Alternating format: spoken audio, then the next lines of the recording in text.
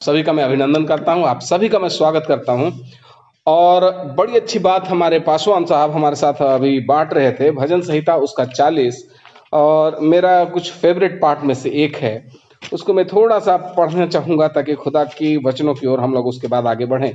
भजन संहिता और उसका 40 अध्याय और उसका 6 और 7 पद, 5, 6, 7 पद को हम लोग पढ़ेंगे। हे परमेश्वर यहोवा, तूने बहुत से काम किए, जो आश्चर्य कर्म और कल्पनाएं तू हमारे लिए करता है वो बहुत सी हैं, तेरे तुल्य कोई नहीं। मैं जो चाहता हूं कि खोलकर उसकी चर्चा करूं, परंतु उसकी गिनती नहीं हो सकती। मेल बलि और अन्न बलि से तू प्रसन्न नहीं होता। तूने मेरे कान खोद कर खोले हैं, होम बलि और पाप बलि तूने नहीं चाहा। तब मैंने यहोवा से कहा, देख, मैं आया हूं, क्योंकि पुस्तक में मेरे विषय में ऐसा ही लिखा हुआ है। दो बातों की ओर मुझे बड़ा आशीष मिला इन वचन से। अभी क्या कहता है 5वां पद कि हे मेरे परमेश्वर यहोवा, तूने बहुत से काम किए हैं, जो आश्चर्य कर्म और कल्पनाएं तू हमारे लिए करता है वो बहुत सी हैं।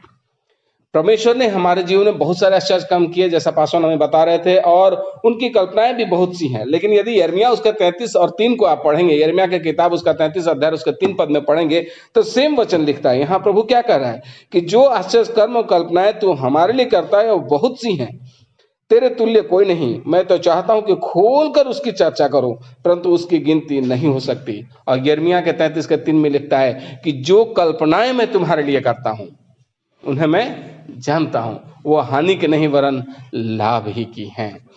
तीसरा पद, छठा पद क्या लिखता है कि मेल बलि और अन्न बलि से तू प्रसन्न नहीं होता। तू मेरे कान खोद कर खोले हैं, तूने मेरे कान खोद कर खोले हैं। होम बलि और पाप बलि तूने नहीं चाहा। होम बलि और पाप बलि तूने नहीं चाहा। परमेश्वर ने हमारे कानों को खोद के खोले हैं। क्यों खोले हैं? तब परमेश्वर को चाहिए क्या? आज ये बात उठता है कि परमेश्वर को चाहिए क्या? तो होम बलि भी नहीं चाहता, तो पाप बलि भी नहीं चाहता, और उसके बाद लिखा हुआ कि तेरे कान को भी मैंने खोद के खोले हैं। और इससे पहले के वचन में हमने देखा कि वो हमारे लिए बहुत सारी कल्पनाएं करते हैं, बहुत सारे आश्चर्य कर्म किए जिसकी गिनती असंख्य है। और यिर्मयाह 33 का 3 में कहता है कि जो कल्पनाएं मैं तुम्हारे लिए करता हूं उसे मैं जानता हूं, वो हानि की नहीं वरन लाभ ही की हैं। फिर finally what does God wants from us? अंत में प्रभु हमसे चाहते क्या है, ये बात मैंने रखती है कि क्या करें। प्रभु ने बोला ये भी नहीं चाहिए, वो भी नहीं चाहिए, अन्न बलि भी नहीं चाहिए, पाप बलि भी नहीं चाहिए। मेरे तेरे कान को खोदा है, खोद के कान को खोलने का क्या मतलब है? और फिर यिर्मयाह के 33 के 3 में कहता है, यह कल्पना के विषय में यह बता रहा है कि मैं जो कल्पनाएं तुम्हारे करता हूं वो भी अनगिनत है, आश्चर्य कर्म भी तूने किया है, बहुत अनगिनत है। परमेश्वर का दास कहता है कि मैं तो उनका प्रचार खोल के करना चाहता हूं। तो आखिर खुदा चाहता क्या है हमसे? मैं अभी कल के दिन प्रभु मुझे मेरा इस्तेमाल किया डिवोशन के समय, उस समय एक बड़ी जबरदस्त वचन प्रभु ने मुझे दिया। मीका की किताब उसका 6 अध्याय और उसका 8 पद, किसी को मिलता है तो पढ़िए। मीका का किताब उसका 6 अध्याय उसका 8 पद, कि परमेश्वर हमसे चाहता क्या है। हे मनुष्य, वह तुझे बता चुका है। हे मनुष्य, जितने लोग यहाँ पर बैठे अपने आप को समझो कि आप मनुष्य हो, तो कहता कि हे मनुष्य, वह तुझे बता चुका है कि अच्छा क्या है, और यहोवा तुझसे इसे छोड़ और क्या चाहता है? कि तू न्याय से काम करे। पहला काम, तू न्याय से काम करे और कृपा से प्रीति रखे और अपने परमेश्वर के साथ नम्रता से चले। ताली बजा के खुदा का धन्यवाद करेंगे कि प्रभु ने हमें ये बात बताया है कि प्रभु परमेश्वर तुझसे चाहता क्या है। हे मनुष्य, परमेश्वर तुझे ये बता चुका है कि तू न्याय से प्रीति करे, न्याय से काम करे, कृपा से प्रीति रखे और अपने परमेश्वर के साथ नम्रता से चले। अब परमेश्वर के साथ नम्रता से चलना, न्याय से प्रीति रखना, है ना, और क्या कह रहा है? कृपा से प्रीति रखना, परमेश्वर के साथ नम्रता से चलना और न्याय से काम करना। ये 3 चीजें हैं जो मसीहियों को करना चाहिए। जो अपने आप को प्रभु कहते हैं उनको ये चीजें करनी चाहिए। जो कहते हैं कि पवित्र आत्मा हमारे साथ है, ये 3 चीजें उनके जीवन में होना ही चाहिए, चाहे किसी भी सूरत पर। वचन को यदि आप पढ़ेंगे मेरे प्रियो, तो कहता है कि दो तरह के बटखारे से या छोटे एपा से या छोटे तौलने वाले बटखारे से परमेश्वर प्रसन्न नहीं होता। दूसरे को नीचे दिखाने के व्यवहार से, किसी के साथ धोखा करने से परमेश्वर प्रसन्न नहीं होता। वचन ऐसा हमें बताता है, और यहाँ पर वचन स्पष्ट रूप से कह रहा है कि हे मनुष्य के पुत्र, परमेश्वर यहोवा तुझे ये बता चुका है कि तू न्याय से प्रीति काम कर, कृपा से प्रीति रख और परमेश्वर के साथ नम्रता से चल। अब जब इन तीनों विषय के विषय में हम लोग देखेंगे तो कुछ बातों को मैं आपके सामने रखना चाहता हूं मेरे अजीजों, कुछ विशेष बातें मैं आपके लिए रखना चाहता हूं कि ये तीन चीज अब हमारे साथ हैं। बार बार दोहरा रहा हूं, क्या? न्याय से काम करना, कृपा से प्रीति रखना और नम्रता से परमेश्वर के साथ चलना। क्या क्या चीज हो गया? न्याय, कृपा और नम्रता। और इससे पहले भजन में जैसा पासवान साहब भी आप लोग पढ़ रहे थे, बता रहे थे कि अन्न बलि उसको नहीं चाहिए। उसको क्या चाहिए? कि तू न्याय से प्रीति रखे, कृपा के साथ चले। पाप बलि परमेश्वर उससे प्रसन्न नहीं होता, वरन वो बता रहा है कि देख तेरा पाप बलि, ओम बलि, वो तो एक क्या बोलते हैं, ढर रहा है, समाज का चल रहा है। आके तू बलिदान चढ़ा देगा, मिस्सा चढ़ा देगा। आज भी कई कई ऑर्गेनाइजेशनों में आप जाएंगे, कई कई डिनोमिनेशनों में आप जाएंगे तो वहां पर पाप बलि चढ़ाया जाता है, पाप का मिस्सा चढ़ाया जाता है, दिवाली का मिस्सा चढ़ाया जाता है, कई बार होली का मिस्सा चढ़ाया जाता है, कई बार खरमा का मिस्सा चढ़ाया जाता है। बहुत सारे मिस्सा चढ़ रहे हैं वहां पर। मिस्सा बोलते हैं सुबह सुबह की आराधना में जो प्रभु का भोज लोग चढ़ाते हैं उसको बलिदान के रूप में चढ़ाते हैं। अब मैं ये नहीं कहना चाहता कि वो सच है, गलत है, क्या है, ये सब बातें मैं नहीं करता, पर परमेश्वर का वचन हमें ये सुनाता है और ये बताता है और ये सिखाता है कि पहली बात कि जो कल्पनाएं मैं तेरे लिए करता हूं तो बहुत सारी हैं, और जो आश्चर्य कर मैंने तेरे किया है, प्रभु ने हमारे लिए किया, वो अनगिनत है। और हमारे अंदर ये इच्छा भी रहती है कि परमेश्वर की उन आश्चर्य कर्मों का हम खुलकर क्या करें, प्रचार करें, बता सकें। लेकिन परमेश्वर कहता है मेरी इच्छा ये है कि तू न्याय से चले, मेरी इच्छा ये है कि तू कृपा से प्रीति रखे और परमेश्वर के साथ नम्रता से चले। यही वचन हमें बताता है कि दो तरह के नपुए से वो प्रभु प्रसन्न नहीं होता। छोटे बड़े बटखरे, इसको ज्यादा समझाने की आवश्यकता नहीं है।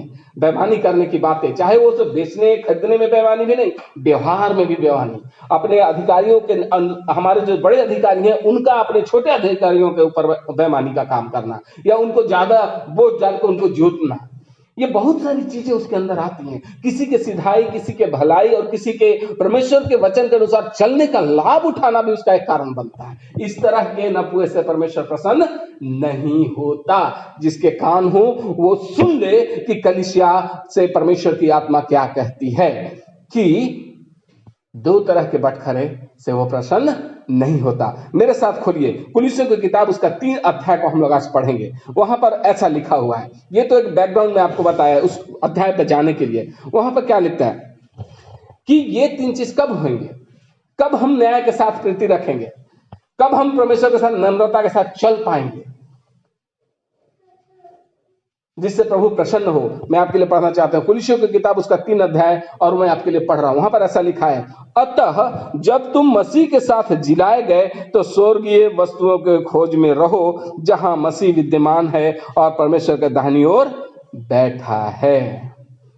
अब आप बोलिएगा ये कहां से इस पे आ गया? तो ये तभी हो सकता था जब तुम मसीह के साथ जिलाए गए हो। जब हम अपने पापों के कारण मर गए तो हमारा बटखरा सबके लिए बराबर होना चाहिए, हमारा नपुआ सबके लिए बराबर होना चाहिए। क्या राजा, क्या रंग, क्या फकीर, सबके लिए हमें बराबर रहना चाहिए। और ये कब होगा? कि जब हम स्वर्गीय वस्तुओं के खोज में रहेंगे। स्वर्गीय वस्तु क्या है? क्या चीज बोलता स्वर्गीय वस्तु की खोज में रहो? तो ये स्वर्गीय वस्तु है क्या? सब कोई तो बोलते हैं स्वर्गीय वस्तु के खोज में रहो, स्वर्गीय वस्तुओं के खोज में रहो। कि स्वर्ग का ये वस्तु है क्या, उसको जानना आवश्यक है। स्वर्ग का वस्तु क्या है उसको जानना पड़ता। स्वर्गीय वस्तुओं के खोज में रहो, जहां मसीह विद्यमान है और परमेश्वर के दाहिनी ओर बैठा है। पहली चीज कि वहां मसीह विद्यमान है। पहली चीज स्वर्गीय वस्तु में क्या है? वहां मसीही विद्यमान है और अपने परमेश्वर के दाहिनी ओर बैठा है। आगे लिखता है, पृथ्वी पर की नहीं परंतु स्वर्गीय वस्तुओं पर ध्यान लगाओ, क्योंकि तुम तो मर गए और तुम्हारा जीवन मसीह के साथ परमेश्वर में छिपा हुआ है। जब मसीह जो हमारा जीवन है प्रकट होगा, तब तुम भी उसके साथ महिमा सहित प्रकट किए जाओगे। स्पष्ट, साफ और सुंदर तरीके से लिखा हुआ है। तो ये स्वर्गीय वस्तुओं के खोज में हम कब रहेंगे? अभी तुरंत मीका के 6 और उसके 8 में बता चुका है प्रभु कि परमेश्वर मनुष्य के पुत्र तुझसे परमेश्वर क्या चाहता है वो तुझे बता चुका है। पहला क्या? न्याय से काम करे। हमारे जीवन में परमेश्वर के वचन को प्रचारने में भी, व्यक्तिगत के जीवन में भी, हमारे उठने बैठने में न्याय होना आवश्यक है। अब ये न्याय का तराजू कौन है? कौन बता सकता है कि मेरे अंदर जो मैं बात कर रहा हूँ न्याय से कर रहा हूँ, क्या न्याय से कर रहा हूँ? सिर्फ और सिर्फ प्रभु यहोवा। बोला जब तुम स्वर्गीय वस्तुओं के खोज में हो तो यहाँ क्या लिख रहा है? क्या लिखे? जहां मसीह विद्यमान है। अब जहां मसीह विद्यमान है वहां अन्याय नहीं हो सकता। यदि आपके हृदय में किसी को धोखा देने, किसी को कम तौल के देने, किसी के साथ व्यवहार करने, बुरा व्यवहार करने की बात या किसी पाप में पड़ने की बात आ रही है, निश्चय जानिए कि आत्मा आपसे यह कह रहा है कि वहां पर प्रभु यीशु मसीह विद्यमान नहीं है। क्योंकि जहां स्वर्गीय वस्तु होंगी वहां प्रभु यीशु मसीह विद्यमान होगा। क्योंकि अंधकार और ज्योति का कोई मेल नहीं, अशुद्धता और शुद्धता का कोई मेल नहीं, पवित्र आत्मा और अपवित्र लोगों का कोई मेल नहीं, छोटे बड़े नपुए और न्याय के काम का कोई मेल नहीं। तो हर वो काम जो प्रभु यीशु मसीह की उपस्थिति में आप नहीं कर सकते, ऐसा मान के चलिए, मैं व्यक्तिगत बात, प्रैक्टिकल बात करता हूं, हर वो काम जिसे मैं प्रभु यीशु मसीह को नहीं बता सकता या जिसे मैं प्रभु यीशु मसीह के सामने नहीं कर सकता, जो मैं उसके साथ शेयर नहीं कर सकता, वो संसार की ओर से है और उसका स्वर्गीय वस्तुओं के साथ कोई लेना देना नहीं। चाहे वो मेरा बातचीत करना हो, चाहे मेरा उठना बैठना हो, चाहे मेरा खाना हो, चाहे मेरा देखना हो, चाहे मुझे सिखाना हो, चाहे मुझे सीखना हो, यदि उसको आप अपने प्रभु यीशु मसीह के सामने नहीं बोल सकते, उसके साथ नहीं रह सकते, तो वो स्वर्गीय वस्तु नहीं है। और कहता है कि अतः जब तुम मसीह के साथ जिलाए गए तो स्वर्गीय वस्तु के खोज में रहो। ये वस्तु को पहचानने का सबसे बड़ा मापदंड है। इसीलिए मैंने कहा कि छोटे नपुए और बड़े नपुए का कोई मेल नहीं, धोखा और पाप का कोई मेल नहीं, धोखा और पवित्र आत्मा का, पाप और पवित्र आत्मा का कोई मेल नहीं, स्वर्गीय वस्तु और संसारी वस्तुओं का कोई मेल नहीं। इन दोनों को आप बाइफरकेट कर सकते हैं, अलग अलग करके देख सकते हैं। जहां पर प्रभु यीशु मसीह विद्यमान है, हर वो कार्य जिसको आप करें, प्रभु यीशु मसीह को आप बता सकें, बोल सकें, उसकी सहमति ले सके, वो स्वर्गीय वस्तु है। और हमें और आपको परमेश्वर ने आज्ञा दिया है कि न्याय के साथ काम कर और उन स्वर्गीय वस्तुओं की खोज में लगा रहा। क्योंकि तू जिस दिन बपतिस्मा लिया, प्रभु यीशु मसीह का अपना व्यक्तिगत उद्धारकर्ता करके ग्रहण किया, उसी दिन तू इन वस्तुओं के लिए मर गया है। अब तेरा काम कि न्याय के साथ तू स्वर्गीय वस्तु के खोज में लगा रहा। एक चीज आगे हम लोग देखते हैं, आप पृथ्वी पर की नहीं परंतु स्वर्गीय वस्तुओं का ध्यान लगाओ। अब बोलता पृथ्वी पर का नहीं, लेकिन स्वर्गीय वस्तुओं का ध्यान लगाओ। अब एक बात और मैं आपको याद दिलाना चाहता हूं, वचन ऐसा बताता है कि धन वहां इकट्ठा करो जहां काई नहीं खाता, जहां कीड़े नहीं बिगाड़ते। वो कौन सा धन है? पृथ्वी पर जो भी धन इकट्ठा करेंगे, चाहे वो कितना भी बड़ा हो या कितना भी छोटा हो, उसको चोर चोरी करके ले जा सकता है, सेंध मार के ले जा सकता है, उस पर काई लग सकती है, उसको बिगाड़ सकता है। लेकिन वो बोलता है कि अपने लिए धन स्वर्ग में इकट्ठा करो। ये स्वर्ग में इकट्ठा करने वाला धन कौन सा है? कौन सा ऐसा सोना चांदी है जो हम भलाई का काम करते हैं? एक चीज ठीक है, चलिए आपका कहना एकदम सही है, अच्छी बात है। ऐसी ऐसी परमेश्वर का वचन ऐसे ही प्रचारा जाना चाहिए ताकि आपके अंदर की बात बाहर आए। अब मैं आपको एक बात बताना चाहता हूं कि भलाई के काम हमसे और आपसे दुनिया ज्यादा करती है। भलाई का काम करना बुरा है ये नहीं कहता, लेकिन भलाई का काम आपको स्वर्ग लेके जाएगा ऐसा नहीं है, स्वर्ग में उसका इकट्ठा होगा ऐसा नहीं है। भलाई दुनिया भी करती है, लेकिन उसका मोटो कैसा है, किस उद्देश्य से भलाई कर रहा है, ये डिपेंड करता है। भलाई तो करना है, लेकिन उसका उद्देश्य क्या है, और उस भलाई को करने के लिए आपके अंदर वो गुण होने चाहिए। कौन सा गुण? जो 9 फल नमक के गुण में बता रहा था, वो उद्देश्य, प्राथमिकता होनी चाहिए उसकी। क्योंकि यदि उसकी प्राथमिकता वो नहीं है तो फिर का कोई मतलब भी नहीं बनेगा मेरे प्रियो। इसलिए मैं आपको उत्साहित करना चाहता हूं आज के इस समय में कि परमेश्वर के उन